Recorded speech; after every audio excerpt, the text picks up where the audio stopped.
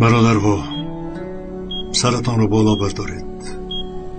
این ملت با شما افتخار می کند.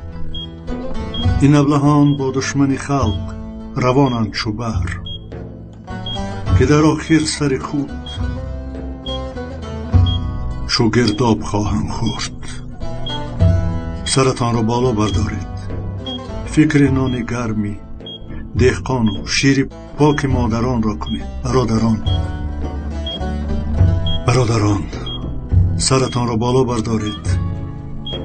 این ملت با شما افتخار می کند.